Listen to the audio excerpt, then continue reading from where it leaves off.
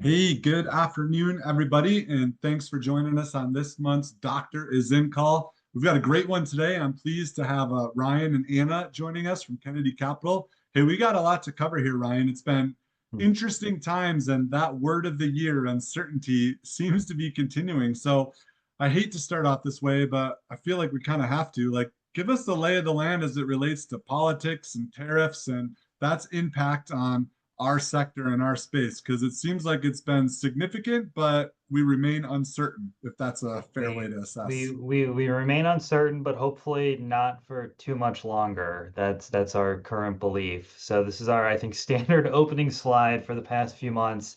Let me run through what's going on and orient people real quick.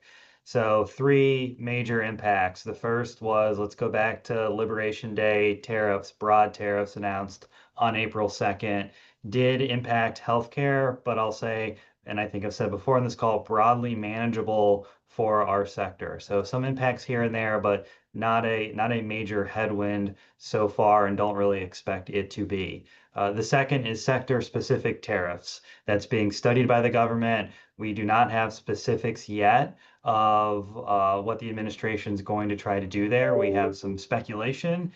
Companies have speculated. Certainly will be a little bit of an impact, but in hearing companies speak a little bit about it during conference season, I would say broadly manageable as well, but we need to see what the final picture looks like. And the third piece would be most favored nation. So MFN, that's being investigated as well now. You've seen over the past couple of weeks some vague statements and requests out of the administration to the large pharma companies. And we'll see on that as well. No specifics to date. So again, only speculation, but we believe in the next, could be weeks, could be months, that we'll have clarity on these items. And once we know what the rules are going forward, the companies can pivot, they can do what they need to do, they can manage it. Investors will digest what the impacts may be, and we can all move forward. And I think if you're a healthcare investor, you're saying, I can't wait for this to happen so we can stop talking about it and we can stop showing this slide and we can get on to talking about what these companies do best, which is invest in innovation to help people, and that's where they add value, and that's where we as shareholders can make money. So we're looking forward to that. Um, Maybe I'll pivot to the FDA, Jonathan, unless you got Well, I an do have one question for question. Is your anticipation at this time that when you get some of this clarity we've been waiting for, that stocks will be, I mean, what's your forecast? Stocks will be respond well and we'll get a bump. They'll stay the same or they might go down. I mean, I'm sure it depends, but what's your me? Yeah, prognostication it's early on? the unsatisfactory answer of it depends, and that's the honest answer because this administration, whether you like them or you don't like them, they've certainly been willing to shake things up in ways that previous administrations have not done. And so it would be a little foolish of me to sit here and say I think this is exactly what the outcome is going to be from the administration and this is going to be the impact. But you can certainly size a variety of, well, this is what may happen, and we've done that. You have to look at companies' tax rates. You have to look at where they're manufacturing drugs. Where are the drugs being sold to? Are they being sold into Medicare? Are they being sold into Medicaid? Are they being sold into commercial? Are they rare disease or a broad population? There's a lot of analysis that you can do, and we speculate and try to analyze what the most likely outcome and what the goals of the administration are likely to be and position the portfolio correctly around those nuances. But we do need to see what the outcome ultimately is before we have the clarity, that word you spoke to at the beginning. Fair enough. We had to ask the question. Let's shift gears to the FDA because they seem to be in the news quite a bit lately. Where are we at with this organization? Also in the news, but I'd say this is trending more positively. So we've talked, I think, since December, and the administration started to announce the new heads of these various administrations, the FDA being one of them. And we had some concern, and broadly, I think biotech and pharma investors had concerns around how is the FDA going to interact with industry. The head of the FDA has been speaking now at some investment conferences. We heard him a couple weeks ago. There's been some articles published in medical journals. And the trend is actually that the FDA seems to be taking a far more collaborative approach with industry than initially expected. And this is certainly a positive, and I think is changing broadly the investor mindset around the investability of this sector over the next 4 years. So definitely a positive there. I don't know if Anna, I think you wanted to chime in on this as well. Yeah, there are two specific things that the FDA has been discussing that kind of, lean more positive for smaller biotech. One of those is using AI to actually speed up the selection process and toxicology screening for certain drug classes. So that would mean using an AI model instead of using a human trial. So much cheaper, likely much faster. It wouldn't be an option for all drugs, but it could be an option for some. So that's interesting. Another one is the FDA has now started saying they want to start reviewing data packages before the final data set is complete. So let's say that you're in the process of completing a phase 3. Today, you would have to complete the entire trial, take about 6 months to clean and package data, submit, and then depending on if you're going for a large or small indication, wait 6 to 12 months to get a decision on whether you can launch that drug. And so by speeding up that process, potentially reviewing data sets earlier before the final submission, maybe we could get a faster timeline, although how that would be implemented and funded is not well understood today. But these little tidbits are definitely positive for the space overall. Couple more pieces of uncertainty for us to think about, isn't there? Uncertainty, but skewing positive, I would say, which is nice. It's a nice Yeah, we change. need that. Yeah, well, let's shift gears a little bit. Anna, there's a little bit of M&A activity that's been going on. It hasn't been a very, let's see, robust year for M&A, but there was a large one the other day. Why don't you tell us a little bit about Sanofi? Sanofi. Sorry, Midwest accent. I say Sanofi. Sanofi. You can say it Oh, however you like. Sanofi fair is enough. fine. Tomato, tomato, I get it. So what I want to cover today is Sanofi's acquisition of Blueprint Medicine. So this has not gone through yet, but the offer has been tendered. And I think it's a really interesting thing to point out about how Sanofi potentially differs from other large pharma companies. So many people have heard of Dupixent. This is Sanofi's lead product, right? This is a $13 billion drug, which is about 30% of their total revenue. So a huge chunk. And, I think we've talked a lot on this call previously about loss of exclusivity. So this is when, patents on these blockbuster drugs expire and there are biosimilars or generics that come and completely lower the price and essentially wipe out that revenue stream for large pharma. And several companies have been hit very hard by these LOEs. So Sanofi has some time to have until like the early 2030s, likely on Dupixent, barring future lawsuits that could extend that timeline. And many companies don't start backfilling the pipeline.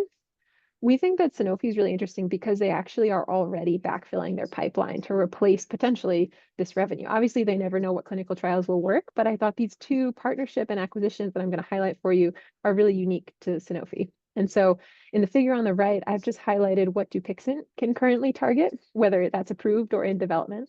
And so it's all things that are called type 2 inflammation. And so these include really, common household names like asthma, atopic dermatitis, also known as eczema, things like that, itchy, swelling, think of things like that. And so the first company is Blueprint, ticker is BPMC. And then the second is Nurix Therapeutics and RIX. And these are interesting because together they each offer an oral solution, so an oral drug that could potentially replace Dupixent in the future.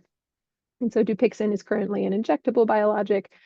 Blueprint has a small molecule called Blue 808. This is in preclinical development, just entering phase 1 and phase 2 studies now, but would target indications overlapping with Dupixent, like eczema. So that's a huge multi-billion-dollar potentially indication. And so they just acquired that company primarily for Blue 808, that asset. And then they also have this partnership, which is an ongoing relationship. So they haven't acquired Nurix, but it's a partnership with Nurix for something targeting STAT6. This is actually a downstream part of Dupixent's mechanism of action. So likely, based on very preliminary data, similar outcomes are possible taking the STAT6 inhibitor, as you would see with a Dupixent, another oral molecule. And so if you think about the time it could take to take this phase 1 molecule into phase 3 and get approval, early 2030 sounds about right? So if Sanofi plays their cards right, we could be looking at a very well-positioned pipeline.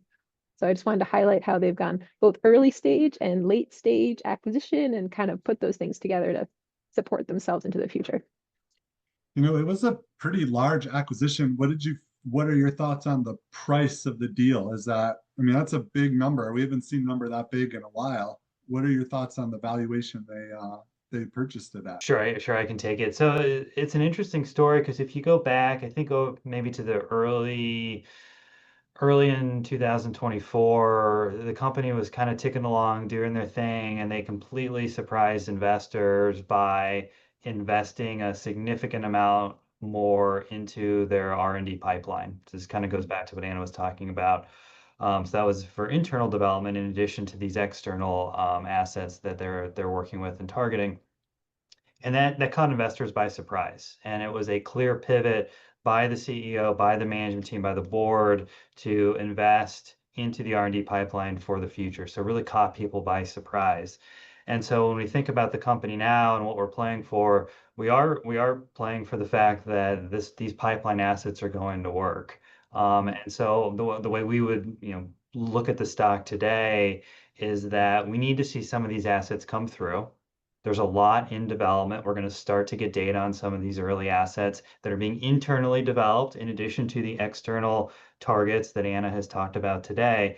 And so in order to properly assess the price, we need to see what the output is of these clinical trials that are under development, and that's ultimately going to drive it. However, when we think about the stability of Dupixent for a number of years into the early 2030s. I mean, we're only in 2025. That gives us a good base to build off of. We have a lot of shots on goal.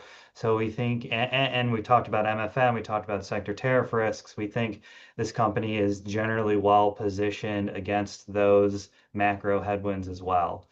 And so when we look at the totality of the company, we think a lot of potential here for where it's priced today and what they can build and become over the next number of years as we get this clinical trial data. So positively inclined. Fair enough. That's great. Well, let's end on a fun note. I think we have the ADA conference, which I learned is one of the big ones up in Chicago at the end of the month. Anything stand out for you that you're looking forward to? I know a lot of our people are always asking about GLP-1, stuff like that. So maybe we'll end with some comments you think we might anticipate hearing or receiving from the conference. Yeah, lots happening at ADA. Some things I'm looking forward to is data on amylin, which is like the next thing after GLP-1s. It's another gut-brain peptide that makes you feel like you're full and like you want to stop eating and may help with weight loss with fewer GI side effects. Also really interested in the muscle building or lean mass preserving class of drugs, which is namely activin and myostatin inhibitors. We're going to get data sets from multiple companies on these. And then there may even be some tidbits from much smaller companies looking at more novel approaches like targeting specific genes, where if you change that expression, you change metabolism or fat allocation in the body. I think especially in the smaller cap range, we start to see some really innovative approaches. And so ADA is a great chance for them to come present that work and talk to large pharma and kind of, see who's who in this space. Mingle and hobnob. And I understand that you two will not be attending ADA this year. Not this year, unfortunately, but Chicago's not that far away. Not that far away. Maybe in Maybe in the next year future. they'll come back to Chicago. Stay in the Midwest. Always reach out. We're happy to answer any questions. But my advice is this isn't a good time to be afraid. It's a good time to maybe start building positions if you haven't, and to really take the time to be smart about the allocations you might make to healthcare. But it sounds like it's not a great time to run away. So kind of in the middle. But thanks everybody for joining us. And as always, Ryan and Anna, you guys are the best. Have a great day, and we'll be back in July for our next Doctor Is In. Thanks, everybody.